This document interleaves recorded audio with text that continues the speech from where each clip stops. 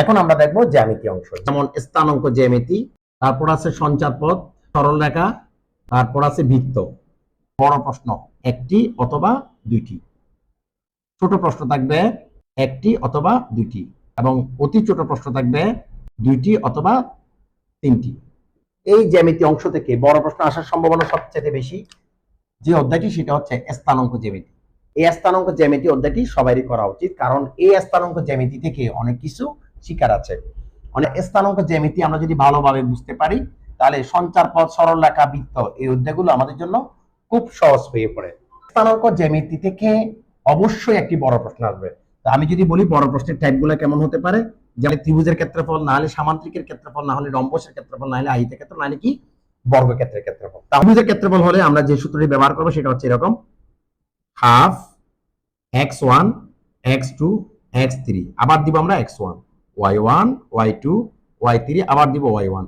এই সূত্রের মাধ্যমে আমরা ত্রিভুজের ক্ষেত্রফল নির্ণয় করতে পারি। এখন আমরা দেখি সামান্তরিক, রম্বস এবং আয়তক্ষেত্র, বর্গক্ষেত্র। একটি ত্রিভুজ ক্ষেত্রফল নির্ণয় করার জন্য আমরা একটি সূত্র ব্যবহার করব, সেটা হচ্ছে এরকম: 1/2 x1 x2 x3 x4 x1, আবার লিখবো আমরা y1 y2 y3 y4, আবার লিখবো আমরা y1।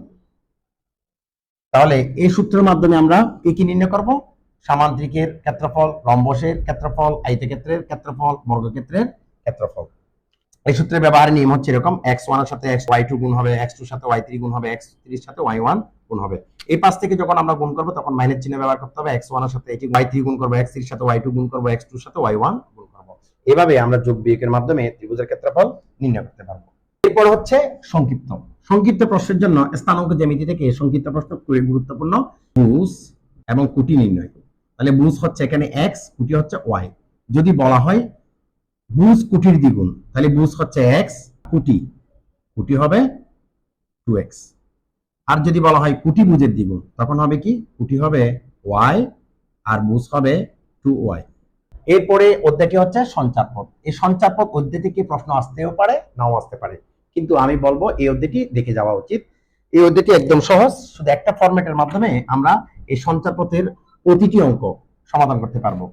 এখানে বসে দূরত্ব সমান আর এখানে বসে একক।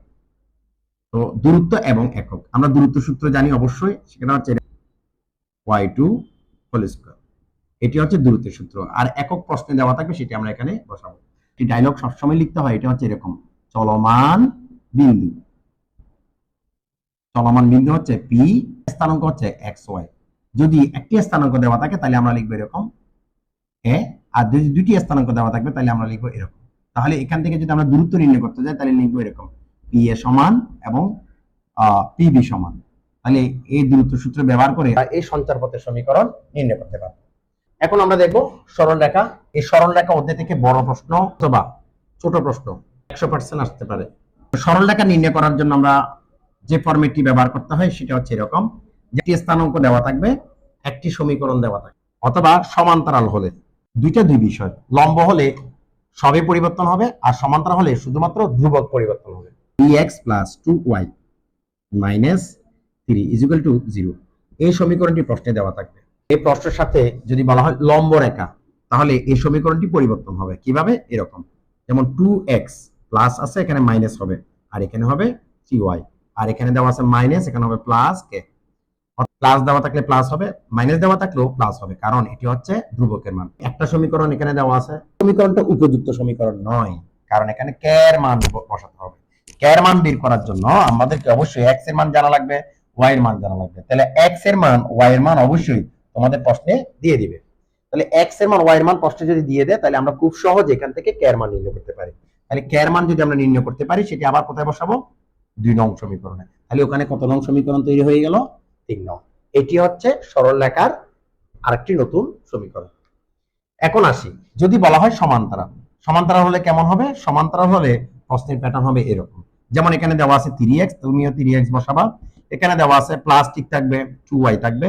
এখানে দেওয়া আছে +3 অথবা -3, তুমি বসাবা শুধুমাত্র প্লাস k = 0। তাহলে এখানে আরেকটা সমীকরণ তৈরি হবে। তাহলে একইভাবে একটা স্থানাঙ্ক দেওয়া থাকবে, তোমরা x এর মান y এর মান বসাই k এর মান নির্ণয় করবে। এখন যদি বলা হয় সরল রেখার সমীকরণ নির্ণয় করো এবং তার সাথে আবার স্থানাঙ্ক নির্ণয় করো, একটি সমীকরণ প্রশ্নে দেওয়া ছিল, আরেকটি নতুন সমীকরণ কে এর মান বসিয়ে আমরা সমীকরণ তৈরি করলাম, অর্থাৎ 1 নং এবং 3 নং। এই দুইটি সমীকরণকে আমরা যদি যোগ করি অথবা বিয়োগ করি অথবা বজ্র গুণন করি, যেহেতু তোমরা তো বজ্র গুণন সূত্র জানো, বজ্র গুণন সূত্রের মাধ্যমে তোমরা খুব সহজে স্থানাঙ্কের মান x এর মান এবং y এর মান নির্ণয় করে ফেলতে পারবে। এই টাইপের যে সমাধানগুলো দেওয়া আছে এগুলো হচ্ছে সরল রেখার সবচেয়ে গুরুত্বপূর্ণ ম্যাথ।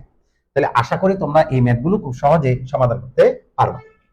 এ এইচ কে একটি সমীকরণ দেওয়া থাকবে, বি কে এইচ আরেকটি সমীকরণ দেওয়া থাকবে। এটি সরল রেখার একটি সূত্র, সমীকরণ সূত্র দেওয়া আছে, এই সূত্রের মধ্যে মান বসাবো। এই প্রশ্নটির সমাধান আমাদের ইউটিউব চ্যানেলে দেওয়া আছে, সেটি অবশ্যই তোমরা দেখে ফেলবে, কারণ এই প্রশ্নটি খুবই গুরুত্বপূর্ণ। সরল রেখার মধ্যে একটি গুরুত্বপূর্ণ বিষয় সেটা হচ্ছে ঢাল নির্ণয়, বিশেষ করে এম দ্বারা। যদি সংক্ষেপে যদি এরকম বলি, ওয়াই এর সমান এক্স এর সহগ, যেটি বের হবে সেটি হচ্ছে ঢাল। সর্বশেষ যে অধ্যায়টি আছে সেটি হচ্ছে বৃত্ত। এই বৃত্ত অধ্যায়টি খুবই গুরুত্বপূর্ণ, এই অধ্যায় হতে অবশ্যই ম্যাথ আছে। এখানে বৃত্ত থেকে আমি মাত্র 7টি প্রশ্ন দিলাম।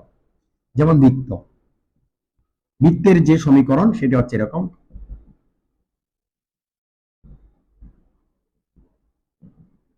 এটি হচ্ছে বৃত্তের সমীকরণ। এখান থেকে আমাদেরকে জি এর মান বের করতে হবে, তারপর এফ এর মান বের করতে হবে, এরপরে কার মান বের করতে হবে, সি এর মান। এই জি এর মান, এফ এর মান, সি এর মান বের করার জন্য আমাদেরকে যতই যুদ্ধ করতে হয় এই বৃত্তের সমীকরণটি নির্ণয় করার জন্য। তো এখানে আরেকটা বিষয় জানতে হবে, যেমন কেন্দ্র, বৃত্তের কেন্দ্র, এই সূত্রটি অবশ্যই শিখে নিবে। এক্স অক্ষ এবং ওয়াই অক্ষ উভয় অক্ষ বলে, তাহলে সূত্র হবে এরকম, জি স্কয়ার সমান এফ স্কয়ার সমান সি। জি স্কয়ার সমান আমরা যখন এক্স অক্ষ বলবে তখন আমরা বসাবো জি স্কয়ার সমান সি, আর যখন ওয়াই অক্ষ বলবে তখন বসাবো এফ স্কয়ার সমান সি। এগুলোর মাধ্যমে আমরা খুব সহজে জি এর মান, এফ এর মান, সি এর মান নির্ণয় করতে পারি। তাহলে এভাবে আমরা বৃত্ত অধ্যায়টিও সমাধান করে ফেলবো। আর যদি কোনো সমস্যা হয় তাহলে আমাদের ইউটিউব চ্যানেলে এই বৃত্ত অধ্যায়ের কিছু গুরুত্বপূর্ণ ম্যাথ করানো আছে, তোমরা চাইলে ওখান থেকে দেখে নিতে পারো। তো আশা করি তোমাদের পরীক্ষা খুব ভালো হবে। আর সবার জন্য শুভকামনা। আল্লাহ হাফেজ।